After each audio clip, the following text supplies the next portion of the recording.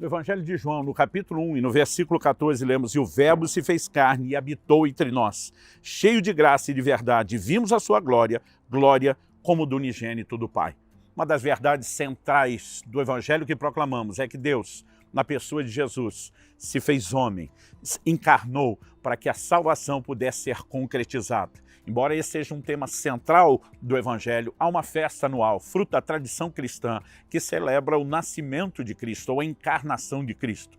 Ela não é nem necessariamente uma ordenança e nem necessariamente uma proibição bíblica, mas precisamos olhar para essa festa, o Natal, à luz da perspectiva bíblica, e esse é o assunto da conversa que eu quero ter com você nos próximos minutos. Fique comigo.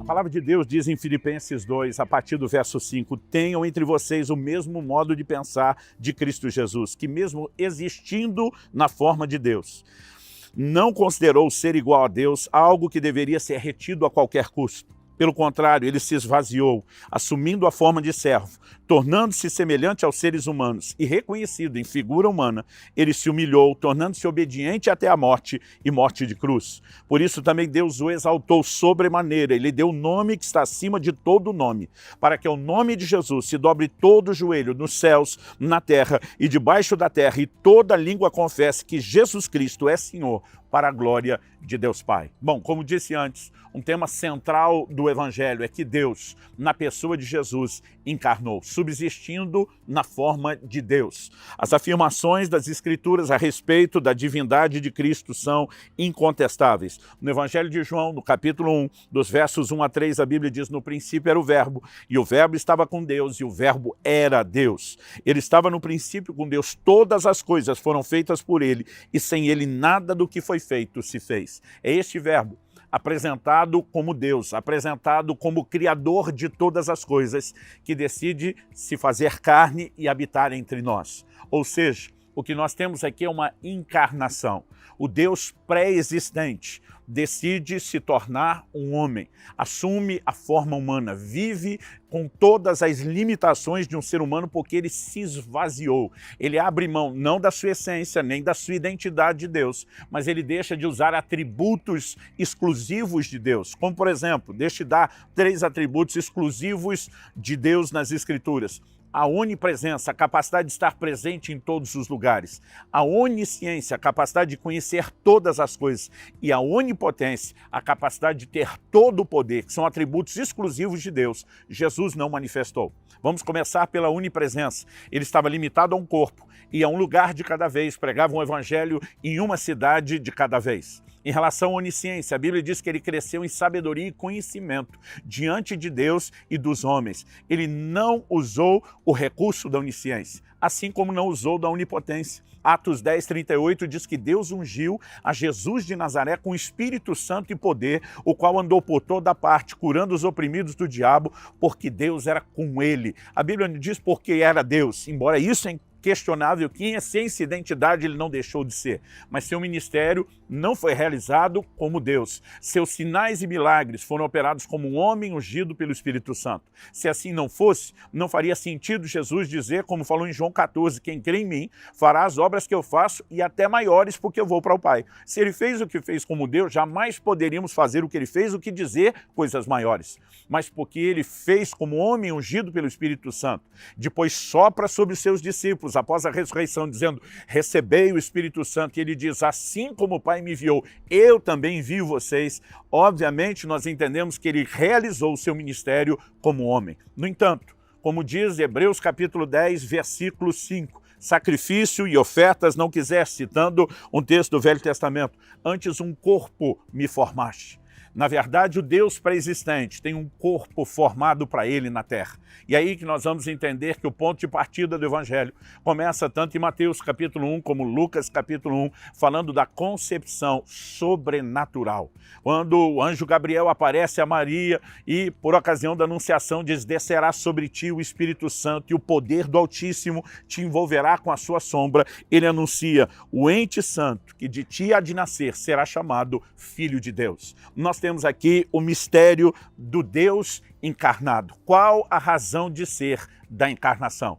É muito importante que a gente entenda, né, como eu falei antes, que se o Natal, que é uma tradição cristã, não é uma ordenança bíblica, portanto, quem não celebra não está necessariamente pecando. Assim como também não é uma proibição, portanto, quem celebra não está necessariamente pecando. Aliás, me deixe, antes de falar da encarnação, tocar um pouco mais nesse assunto. O apóstolo Paulo diz em Romanos, no capítulo 14, que existe aquele tipo de crente que julga iguais todos os dias, não faz distinção entre eles. E tem aquele que faz distinção entre dia e dia. Ou seja, para alguns haviam datas especiais, celebrações, comemorações, motivos de cultos diferentes ou de gratidão a Deus. E para outros não. Paulo diz que um tipo de crente não deveria julgar o outro e vice-versa. Isso significa que num ambiente como o da Escritura, onde não há uma obrigação e nem uma proibição de celebrar o Natal, acredito que os irmãos deveriam se julgar menos e se atacar menos. No entanto, para aqueles que celebram o Natal, seguindo um rito de tradição, né, a tradição cristã que remonta desde o primeiro século, porque embora os judeus por cultura não costumavam celebrar aniversário, você não costuma ver isso na Escritura, né? As duas menções de aniversário são, na verdade, de gentios, de pessoas que ou não eram judeus ou estavam num contexto cultural totalmente diferente. Nós precisamos entender que quando o evangelho começa a ser pregado aos gentios, essa questão da data do nascimento era valorizada. E a tradição nasce de um anseio de agradecer a Deus pela dádiva de Jesus Cristo. Então, conquanto que o Natal seja o reconhecimento de que o Verbo se fez carne, e para nós cristãos não faz o menor sentido colocar a ênfase no Papai Noel, numa rena, assim como quando falamos de Páscoa. Não faz o menor sentido valorizar coelho, né, ou ovos. Nós precisamos entender, seja por ocasião do Natal, a oportunidade de proclamar a vinda de Jesus para nos salvar, ou seja, por ocasião da Páscoa, falar da sua morte e ressurreição como aquilo que consuma a salvação.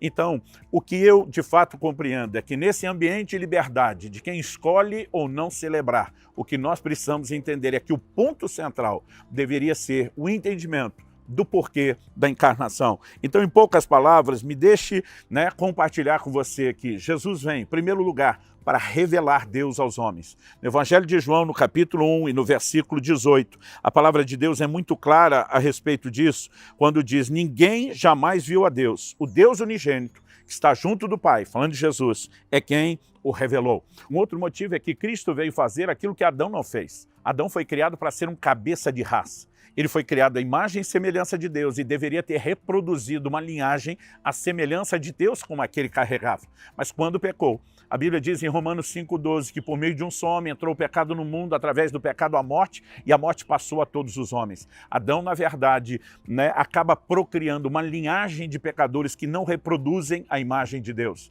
Cristo vem para ser, nas palavras de Paulo em 1 Coríntios capítulo 15, o último Adão.